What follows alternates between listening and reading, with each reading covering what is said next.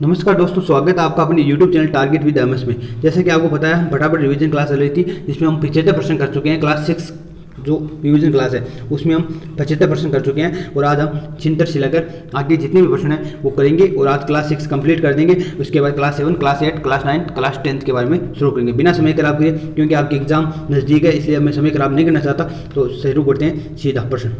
वर्ताकार गति का उदाहरण कौन सा है? ट्रेन की गति, कोल्हू की बेल की गति, सितार के तार की गति, तितली की गति। जो कोल्हू की बेल की गति होती है वो वर्ताकार गति का उदाहरण है। जो ट्रेन की गति है वो सीधी रेखा सरल रेखा की गति है, जबकि सितार की जो तार की गति है वो कंपन गति है, जबकि कोल्हू की जो बेल की गति है वो कौन सी है? वर्ताकार गति का उदाहरण है। नेक्स्ट प्रश्न है ये रहा। फिजिक्स शुरू हो रही है, आपको मालूम होगा फिजिक्स में ऐसे प्रश्न है। निम्न गतियों में से कौन सी गति निश्चित समय अंतराल के बाद नहीं दोहराई जाती? मतलब ऐसी कौन सी गति है जो निश्चित समय अंतराल के बाद दोहराई जाती है, उनको आवर्ती गति बोलते हैं। और निश्चित समय अंतराल के बाद में इनमें से कौन सी गति ऐसी तो दोहराई नहीं जा रही है? पेड़ से फल का टूटना, हृदय की धड़कन, पृथ्वी का अपने अक्ष पे घूमना, घड़ी का पेंडुलम। तो आपको देखा होगा घड़ी का पेंडुलम बार बार उसी निश्चित समय के बाद दोहराता है, जबकि पृथ्वी का अपने अक्ष से घूम रही है वो भी अपने समय के निश्चित समय के बाद दोहरा रही है। हृदय की धड़कन भी बार हृदय पंप कर रहा है, जबकि पेड़ से फल का टूट रहा है वो निश्चित समय बाद नहीं दोहराई जाती। तो इसका सही आंसर हो गया ए। ऐसे ही मात्रक प्रणाली में दूरी का मात्रक क्या है? दूरी का मात्रक किलोग्राम, ये तो नहीं है, ये तो बाहर का मात्रक है। मीटर, ग्राम, ये भी बाहर का मात्रक है। सेकंड, ये समय का मात्रक है। आपको ये तो दूरी का मात्रक एक ही है, मीटर। तो इसमें ऐसा ही मात्रक प्रणाली में भी मीटर को माना जाता है। कंपन गति का उदाहरण कौन सा है? तो झूले की जो गति है, पहिए की गति है, वस्त्र की गति है, वीणा के तार की गति है। तो अभी मैंने बताया था जो कंपन गति का उदाहरण है वो है वीणा के तार की गति। तो ये कंपन गति का उदाहरण है। समय के साथ वस्तु की स्थिति में परिवर्तन क्या कहलाता है? समय के साथ वस्तु की स्थिति में परिवर्तन हो रहा है, ये क्या कहलाती है? गति, वेग, संवेग और चाल। देखो, समय के साथ वस्तु की स्थिति में जो परिवर्तन होता है वो कहलाती है गति। क्या कहलाती है? गति कहलाती है। और समय के साथ तय की गई दूरी क्या कहलाती है? चाल कहलाती है। और समय के साथ तय किया गया विस्थापन या विस्थापन में परिवर्तन क्या कहलाता है? वेग कहलाता है। समय के साथ तय किया गया विस्थापन वेग कहलाता है।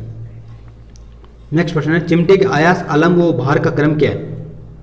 चिमटे के आयास, आलम्ब और भार का क्रम क्या है? देखो, आपने देखा होगा चिमटा इस प्रकार चिमटा होता है, तो इसमें जो ये है जुड़ा हुआ भाग ये क्या कहलाता है? आलम्ब कहलाता है, एफ। अब इसमें हम प्रयास कहाँ पे लगाते हैं? हाथ से कहाँ से दबाते हैं? तो हम हाथ से यहाँ से दबाते हैं, तो ये क्या हो गया? आयास हो गया। और भार कहाँ रखते हैं? भार यहाँ रखते हैं, तो ये हो गया भार। तो अब देख लो, एफ आयास को बोलते हैं ई और एल। तो इसमें देख लो, आलम्ब, आयास और भार। इसमें ऑप्शन बी है वो उल्टा दिया हुआ, लेकिन ये सही है। आलम्ब यहाँ हो गया, आगे क्या हो गया? भार, आयास और आलम्ब। ये चिमटे का क्रम है। मशीन की सहायता से कार्य करने में अधिक ऊर्जा लगती है। देखो, आपको मैं थोड़ा सा बता देता हूँ, जो उत्तोलक है इनके बारे में आपको बता दूँ, आप थोड़ा सा ध्यान रखना इसका बारे में। एफ एल ई, ये आप याद रख लेना, फ्ली, एफ एल ई। देखो, एफ का मतलब हो गया फलक्रम, जिसे बोलते हैं आलम्ब को बोलते हैं। तो अगर ये फलक्रम बीच में आ रहा है किसी के, मतलब दो के बीच में, भार और आयास के बीच फलक्रम आ रहा है, तो वो प्रथम प्रकार के उत्तोलक कहलाते हैं। और अगर लोड भार बीच में आ रहा है तो द्वितीय प्रकार के उत्तोलक कहलाते हैं। और अगर ई आयास बीच में आ रहा है तो वो तृतीय प्रकार के उत्तोलक कहलाते हैं। इनका क्रम भी आपको ध्यान होना चाहिए। तो ये तृतीय प्रकार का उत्तोलक है जिसमें आयास बीच में आ रहा है। तीसरे में क्या आ रहा है? एफर्ट बीच में आ रहा है, आयास बीच में आ रहा है, तो ये तृतीय प्रकार का उत्तोलक है। ये प्रश्न पूछा जा सकता है और रेलवे में बहुत बार पूछा जाता है कि प्रथम प्रकार के उत्तोलक का उदाहरण है, द्वितीय प्रकार के उत्तोलक का उदाहरण है, तृतीय प्रकार के उत्तोलक। तो आपको ये फ्ली आपको याद रखना है। फ्ली में अगर एफ बीच में आ रहा है तो प्रथम प्रकार का, एल बीच में आ रहा है तो द्वितीय प्रकार का, ई बीच में आ रहा है तो तृतीय प्रकार का। मशीन की सहायता से कार्य करने में अधिक ऊर्जा लगती है, बल अधिक लगता है, सरलता व सुविधा होती है, कठिनाई होती है। तो मशीन की सहायता से अगर कार्य कर रहे हैं तो उसमें सरलता व सुविधा होती है। क्या होती है? सरलता व सुविधा होती है मशीन की सहायता से कार्य करना। निम्न में से जटिल मशीन कौन सी है? जो पेच है, वेज है, पहिया है, सिलाई मशीन है। तो इनमें से जटिल मशीन कौन सी है? तो जटिल मशीन होती है सिलाई मशीन। सिलाई मशीन, जो पेज, वही वेज, ये पहिया है, ये सब सरल मशीन है। जिस टाइम सिलाई मशीन में क्या होती है? जिसमें अगर किसी कोई भी ऐसी मशीन जो जटिल मशीन वो कहलाती है जिसमें चेन हो, जिसमें गियर हो, जिसमें अलग अलग जटिल व्यवस्था हो, वो सिलाई मशीन वो होती है, उसमें जटिल मशीन कहते हैं। भारी वस्तुओं को खिसकाने तो पहिए लगाए जाते हैं।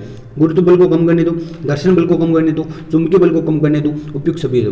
तो भारी वस्तु है उनको खिसकाने तो जो पहिए लगाए जाते हैं वो क्या करते हैं, तो वो करते हैं घर्षण बल को कम करते हैं। प्रथम उत्तोलन का निम्न में से उदाहरण नहीं है। प्रथम प्रकार के उत्तोलक मैंने अभी बता दिया ना, जो प्रथम प्रकार के उत्तोलक का उदाहरण नहीं है, तो मैंने अभी आपको बताया था FLE। प्रथम प्रकार का उत्तोलक कौन सा होगा, जिसका F क्या आएगा, बीच में आएगा, आलम बीच में आएगा।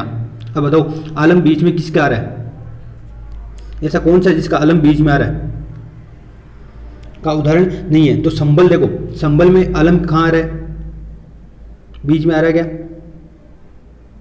संबल देखो, संबल में कोई अगर कोई उठा रहे हैं वस्तु तो यहाँ पत्थर रखते हैं तो ये आलम क्या आ गया, बीच में आ गया। तो संबल तो प्रथम प्रकार का उत्तोलक का उदाहरण है। हैंडपंप की बात करें तो हैंडपंप देखो, आपने देखा होगा हैंडपंप ऐसे खींचते हैं पानी को, तो ये जो फलक्रम है, ये आलम है, ये बीच में आ गया।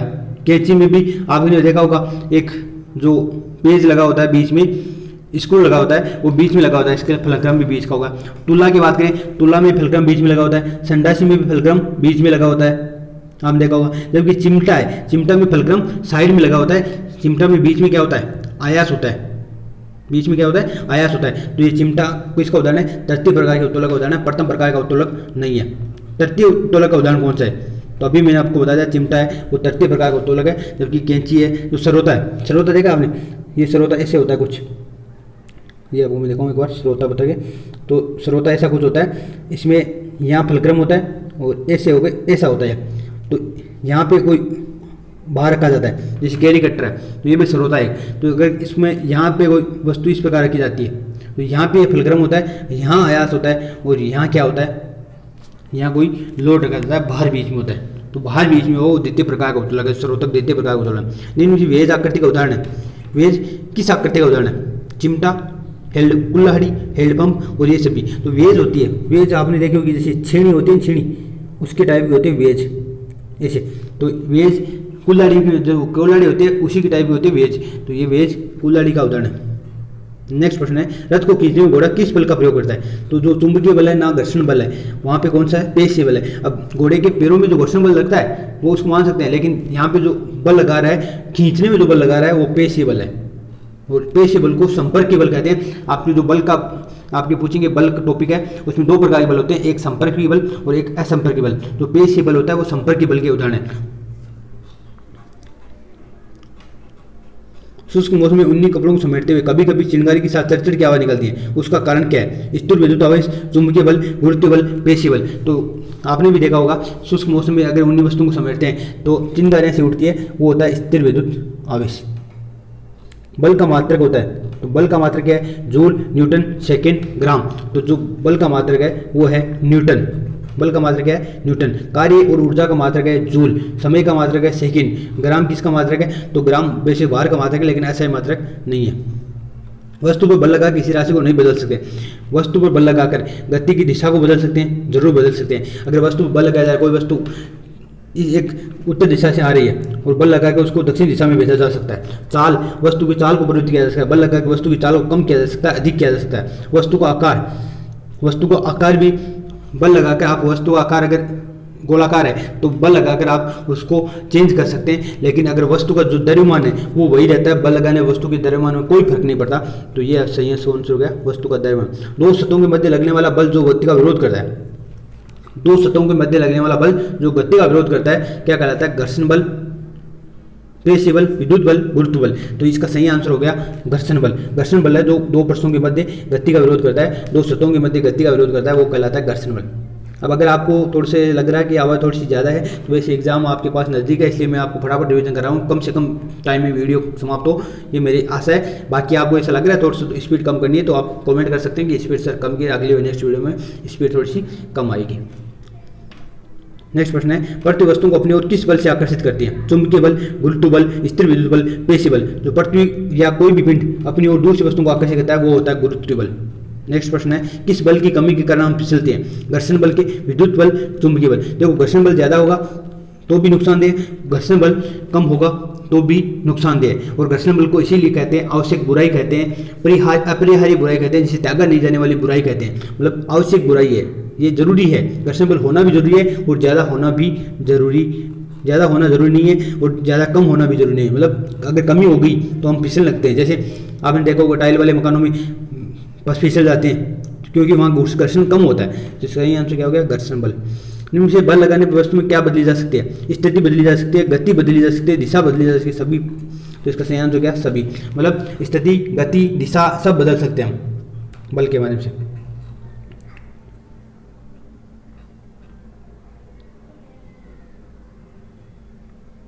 नेक्स्ट प्रश्न है, निम्न में से चुंबकीय पदार्थ है,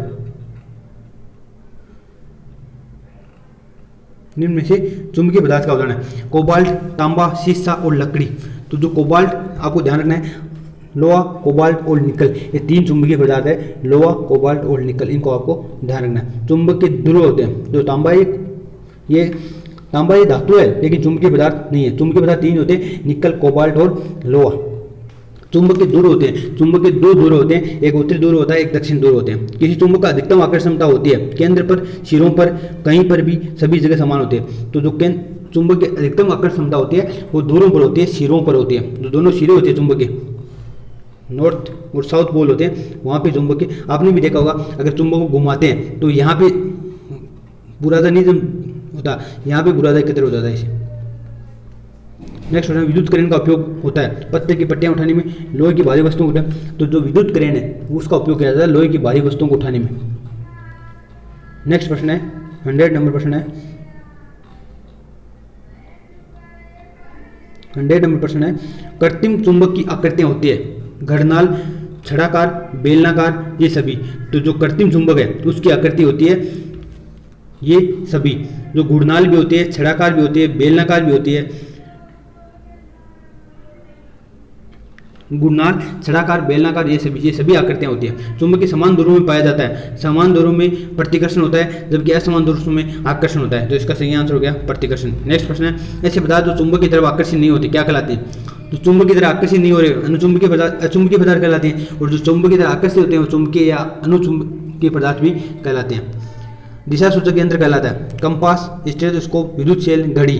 तो जो कंपास है वो दिशा सूचक यंत्र कहलाता है। स्वतंत्रतापूर्वक लटकता हुआ चुंबक सदैव ठहरता है उत्तर दक्षिण दिशा, उत्तर पश्चिम दिशा, दक्षिण पश्चिम दिशा, ये सभी, ये आपको सबको पता है उत्तर दक्षिण दिशा। ऐसे प्रश्नों में आप टाइम खराब ना करें क्योंकि जल्दी जल्दी बता रहा हूँ तभी। तो प्राकृतिक चुंबक है, प्राकृतिक चुंबक है मैग्नेटाइट, और ये मैग्नेस नामक एक गडरी ने खोदा था यूरोप के, इसलिए इसे मैग्नेटाइट नाम दिया गया। तो यह प्राकृतिक चुंबक का उदाहरण है। चुंबक के ध्रुव होते हैं उत्तरी ध्रुव, दक्षिण ध्रुव दोनों। तो ये दोनों ध्रुव होते हैं।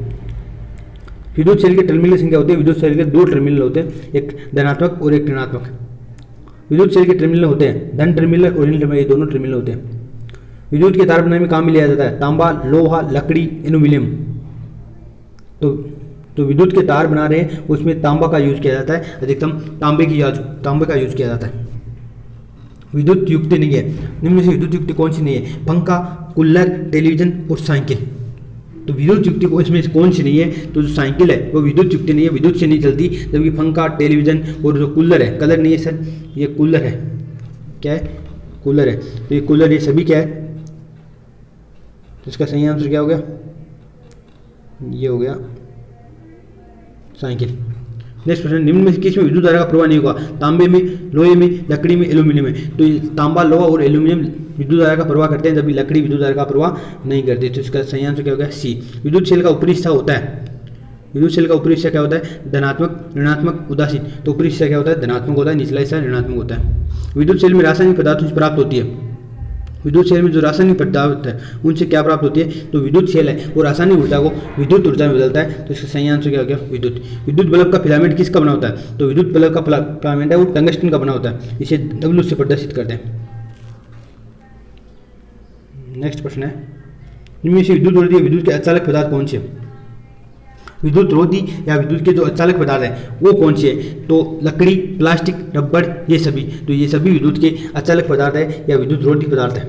विकसित चरम क्रांति किस वैज्ञानिक उपकरण के कारण हुई है? Television, radio, tape recorder, computer. जो कंप्यूटर है उसके कारण वैज्ञानिक उपकरण के, कंप्यूटर एक ऐसा वैज्ञानिक उपकरण है जिसके कारण शिक्षा ने क्रांति ला दी है। तो इसका सही आंसर हो गया कंप्यूटर।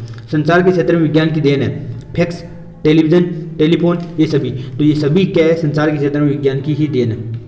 तो इसका सही आंसर क्या हो गया? ये सभी। नेक्स्ट प्रश्न है, निम्न में से मनोरंजन का साधन नहीं है, video game, fax, computer, TV. तो ये फैक्स है, ये वीडियो गेम का साधन नहीं है, ये मनोरंजन का साधन नहीं है। वीडियो गेम, कंप्यूटर है, टीवी है, इनमें मनोरंजन कर सकते हैं। जबकि फैक्स से क्या होता है, फैक्स के माध्यम से हम दूसरे व्यक्तियों तक कोई प्रति भेजने के लिए करते हैं उपयोग। और फैक्स का जो आविष्कार किया था वो अलेक्जेंडर बेल ने किया था। भारतीय परमाणु विज्ञान के जनक कहे जाते हैं, तो होमी जहांगीर बाबा को भारतीय परमाणु विज्ञान का जनक कहा जाता है। राजस्थान में परमाणु विद्युत ग्रह स्थित है, रावतबाटा, कोटा, मोलेला, खोतली। तो रावतबाटा में परमाणु विद्युत ग्रह स्थित है, रावतबाटा। हवाई जहाज की उड़ान को नियंत्रित किया जाता है, air traffic control, ATM, credit card. तो क्रेडिट कार्ड वगैरह तो है ही नहीं, एटीएम नहीं है, एयर ट्रैफिक कंट्रोल एटीसी के द्वारा। तो इसका ऑप्शन इस प्रकार के है कि आप उत्तर निकाल सकते हैं। एयर ट्रैफिक कंट्रोल है, एयर का मतलब हवाई, ट्रैफिक हवाई के जो हवा में चलने वाले जो ट्रैफिक है उनके कंट्रोल के लिए एटीसी लगा है। विद्युत में कौन सी वस्तु अपारदर्शी है, कांच, ये तो पारदर्शी है, पानी, मिट्टी का तेल और लकड़ी। तो लकड़ी है वो अपारदर्शी है। इन सब में से देखा जा सकता है लेकिन इसमें से देखा नहीं जा सकता, तो ये लकड़ी क्या है, अपारदर्शी है। प्रकाश का कृत्रिम स्रोत क्या है, मतलब प्रकाश का कृत्रिम स्रोत क्या है, सूर्य, चंद्रमा, तारे, मोमबत्ती। तो ये प्राकृतिक स्रोत है, सूर्य से हमें प्रकाश प्राप्त होता है, सूर्य, चंद्रमा है, तारे, ये प्राकृतिक स्रोत है। जबकि कृत्रिम स्रोत क्या है, मोमबत्ती है। चंद्र ग्रहण होता है पूर्णिमा को, अमावस्या को, एवं भी दोनों को। तो जो सूर्य ग्रहण है वो होता है पूर्णिमा को, और चंद्र ग्रहण होता है वो अमावस्या को होता है। सॉरी गलत बता दें, जो चंद्र ग्रहण होता है वो पूर्णिमा को होता है, जबकि सूर्य ग्रहण क्या होता है, अमावस्या को होता है। ये आपको ध्यान रखना है। जो चंद्र ग्रहण है वो किसको होगा, पूर्णिमा को होगा। और पूर्णिमा को क्या होता है, चंद्र ग्रहण होता है। पूर्णिमा कैसे होता है कि पूर्णिमा को पूरा चांद दिखाई देता है और उस दिन चंद्र ग्रहण होता है। जबकि अमावस्या के दिन चंद्रमा नहीं दिखाता, इसलिए वजह से उस दिन सूर्य ग्रहण होता है। तो याद स्पीड में थोड़ा सा गलत बोल दिया, ध्यान रखना, पूर्णिमा को होता है चंद्र ग्रहण। छाया निर्माण के लिए आवश्यक है प्रकाश स्रोत, अपारदर्शी वस्तु, पर्दा, उपरोक्त सभी। तो छाया निर्माण के लिए प्रकाश स्रोत भी जरूरी है, अपारदर्शी वस्तु भी जरूरी है और पर्दा भी जरूरी है। एक तो प्रकाश स्रोत होगा, एक बीच में अपारदर्शी वस्तु होगी और एक पर्दा होगा, तभी छाया का निर्माण होगा। नेक्स्ट प्रश्न है, सूर्य ग्रहण कब होता है, जब सूर्य एवं पृथ्वी के मध्य चंद्रमा आ जाता है। चंद्रमा एवं पृथ्वी के मध्य सूर्य आ जाता है। देखो, चंद्रमा और पृथ्वी के मध्य अगर सूर्य आ रहा है तो इसका मतलब चंद्र ग्रहण होगा, और सूर्य एवं पृथ्वी के मध्य चंद्रमा आ रहा है तो इसका मतलब क्या होगा, सूर्य ग्रहण होगा। अब देखो किस प्रकार होता है आपको बता रहा हूँ, एक मिनट देखना। ये सूर्य है, मान लो ये सूर्य है और ये पृथ्वी है, इसके बीच में अगर चंद्रमा आ रहा है तो इसका प्रकाश इस पर नहीं पहुँच पाएगा, इस वजह से क्या होगा, सूर्य ग्रहण होगा। क्या होगा, सूर्य ग्रहण होगा। सूर्य इसकी वजह से सूर्य कटा हुआ दिखाई देगा तो ये सूर्य ग्रहण है। अब अगर आपकी बात करें चंद्रमा की वजह से, चंद्रमा और पृथ्वी के मध्य क्या आ रहा है, सूर्य आ रहा है। सूर्य इसमें है, ये सूर्य है, ये पृथ्वी है और ये चंद्रमा है। इस प्रकार होता है। ये दूसरा ऑप्शन गलत है, इसमें चंद्रमा नहीं होगा। चंद्रमा और पृथ्वी के मध्य सूर्य नहीं होगा। ये सूर्य है, यहाँ पे सूर्य यही है, ये पृथ्वी बीच में आ रही है चंद्रमा के, तो इसका मतलब ये पृथ्वी जो सूर्य का प्रकाश है वो चंद्रमा पर नहीं पहुँच पाता, और इस वजह से चंद्रमा अपनी रोशनी से नहीं चमकता है, सूर्य की रोशनी चमकता है, इसलिए चंद्रमा चमक नहीं पाएगा और ये क्या होगा, चंद्रग्रहण होगा। ऐसे आपको ध्यान रखना है। तो इसका बी ऑप्शन नहीं है, ये पहला ऑप्शन है, इसका सूर्यग्रहण का है, ये चंद्रग्रहण का नहीं। चंद्रग्रहण का ये होगा जब सूर्य और चंद्रमा के बीच पृथ्वी आती है तब चंद्रग्रहण होता है। प्रकाश हमेशा गमन करता है, प्रकाश किस साइड में गमन करता है, तो ऑप्शन क्या है, प्रकाश हमेशा गमन करता है सीधी रेखा में, टेढ़ी मेढ़ी रेखा में, वक्र रेखा में। तो प्रकाश हमेशा सीधी रेखा में गमन करता है। कौन सी रेखा में गमन करता है, तो सीधी रेखा में गमन करता है। ऐसी वस्तु जो सूर्य की तरह स्वयं प्रकाश के उत्सर्जन करती है कहलाती है, मतलब सूर्य की तरह प्रकाश का स्वयं उत्सर्जन करती है, क्या कहलाती है, दीप्त पिंड, छाया, परछाया, कोई नहीं। तो ये दीप्त पिंड कहलाते हैं, जो स्वयं सूर्य की तरह प्रकाश का उत्सर्जन करते हैं, दीप्त पिंड कहलाते हैं। जबकि जो सूर्य के प्रकाश का उत्सर्जन स्वयं नहीं करते हैं वो अदीप्त पिंड कहलाते हैं। हमें वस्तुएं दिखाई देती है, प्रकाश के परावर्तन, प्रकाश के अपवर्तन, अंधकार। तो प्रकाश का परावर्तन की वजह से हमें वस्तु दिखाई देती है। कोई प्रकाश किसी वस्तु पर आपतित होता है और फिर परावर्तित होते हैं और परावर्तित होकर हमारे आंखों में पहुंचता है, तो प्रकाश की हमें वस्तुएं क्या होती है, दिखाई देती है। अपारदर्शी जो वस्तुएं निम्न में से है, पत्थर का टुकड़ा, डीवीडी, गत्ता, ये सभी। तो ये सभी क्या है, अपारदर्शी वस्तुएं हैं, इनके अंदर से हम देख नहीं सकते, इसलिए ये अपारदर्शी है। देखो एक पारदर्शी वस्तु, ये इंपॉर्टेंट लग रहा है मेरे को, बाकी अपारदर्शी पारदर्शी सब जानते हैं। पारदर्शी जो वस्तुएं होती हैं वो क्या होती है, इसमें से हम देख तो सकते हैं, ना देख सकते, ना अधूरा देख सकते हैं, मतलब धुंधला दिखाई देता है। तो ये होता है, वो होते हैं जैसे बटर पेपर है। बटर पेपर क्या है, पारदर्शी है, मतलब बटर लगा पेपर है। धुआं है, सेब एक पारभासी, इसमें से कुछ दिखाई देता है, कुछ नहीं दिखाई देता। कोहरा है, पॉलीथीन की थैली है, उसमें से होगा। पतला कपड़ा है, उपयुक्त छवि। ये उपयुक्त छवि क्या है? पारभासी है, जिनमें से धुंधला दिखाई देता है, हमको स्पष्ट नहीं दिखाई देता। वो जैसे अब पहले बचपन में हम देखते थे, कोई कागज़ के हम तेल लगा लेते थे सर का, इस वजह से वो पारभासी वस्तु बन जाती है, उसमें अधूरा दिखाई देता था, धुंधला दिखाई देता। पृथ्वी का कितना भाग जल से घिरा हुआ है? पृथ्वी का कितना भाग जल से घिरा है? तो 75%, 3/4 भाग जल से घिरा हुआ है। सजीव श्वसन क्रिया के दौरान कौन सी गैस ग्रहण करते हैं? तो ये प्रश्न आया हुआ है, रिपीट हो गया, ऑक्सीजन गैस। वायुमंडल में कौन सी गैस सर्वाधिक मात्रा पाई जाती है? तो नाइट्रोजन 78% पाई जाती है। वायु एक गैसों का है मिश्रण। वायुमंडल क्या है? गैसों का एक मिश्रण है, क्योंकि इसमें ये यौगिक नहीं है। वायुमंडल एक गैसों का मिश्रण, क्योंकि अनेक गैस सारी गैसें हैं वो, जिनका कोई निश्चित अनुपात भी नहीं है, कोई सी भी गैस इसमें मिल जाती है आगे। तो जो नाइट्रोजन ऑक्सीजन इनका तो अनुपात है, लेकिन बाकी गैसों का अनुपात नहीं, इसलिए ये मिश्रण है। वायुमंडल में कार्बन डाइऑक्साइड पाई जाती है। वायुमंडल में जो कार्बन डाइऑक्साइड है वो होती है 0, देखो ये आपको बता दूं, 78% है वो तो है नाइट्रोजन, 21% है ऑक्सीजन, 0.3% है वो कार्बन डाइऑक्साइड। ऑक्सीजन गैस सहायक है किसमें? बुझाने में, जलने में। तो जो ऑक्सीजन गैस है वो जलने में सहायक है, बुझाने में CO2 गैस सहायक है। वायुमंडल में नाइट्रोजन पाई जाती है 78%। जल का अवकाशांक होता है 100 डिग्री सेंटीग्रेड, ये नॉर्मल प्रश्न है, आपको 1 प्रश्न है। ऑक्सीजन जल में होती है घुलनशील, ज्वलनशील, अघुलनशील, ये सभी। तो ऑक्सीजन जल में घुल जाती है, ये आपको भी बताया, ऑक्सीजन जल में घुलनशील होती है, अघुलनशील नहीं होती। एक स्थान से दूसरे स्थान को जोड़ने वाले मार्ग को क्या कहते हैं? सड़क, पुल, जेब्रा क्रॉसिंग, ये नॉर्मल से प्रश्न है। सड़क की किस तरफ चलना चाहिए? तो सड़क के हमेशा बाईं तरफ चलना चाहिए। ट्रैफिक लाइट में कितने रंगों की लाइट होती है? तो इसमें 3 रंगों की लाइट होती है। हमें सड़क पार करनी चाहिए, जेब्रा क्रॉसिंग से दौड़कर रुककर कोई नहीं। जेब्रा क्रॉसिंग होती है जो सड़क में जो जेब्रा क्रॉसिंग होता है। आजकल देखो, आपने देखा होगा लोग जेब्रा क्रॉसिंग के ऊपर खड़े होते हैं। अगर रेड लाइट है तो आप जेब्रा क्रॉसिंग, सड़क जो वाहन है वही जेब्रा क्रॉसिंग ऊपर खड़े होते हैं, लेकिन वो जो जेब्रा क्रॉसिंग होती है वो पैदल यात्रियों के लिए होती है, जो सड़क क्रॉस करने वालों के लिए होती है। गाँव को जोड़ने वाली सड़कें क्या कहलाती है? तो ग्रामीण मार्ग कहलाती है। क्या कहलाती है? ग्रामीण मार्ग। ये थी आपकी 6th क्लास कंप्लीट होती है। यहाँ पे जो 6th क्लास है ये कंप्लीट होती है। और ये प्रश्न आपको एक बार एग्जाम से पहले वापस रिपीट करने हैं। और ये प्रश्न मैं आपको PDF दूंगा, टारगेट विद MS जो टेलीग्राम चैनल है उस पर आपको PDF प्राप्त होगी।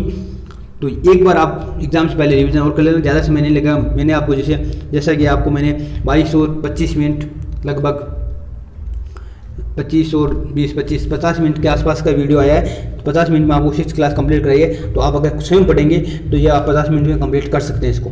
तो ये हुआ आपका 6th class complete. Next video आएगा वो 7th क्लास के लिए, फिर 8th क्लास के लिए, फिर 9th और फिर 10th के लिए। वीडियो कैसा लगा जरूर बताइएगा। धन्यवाद।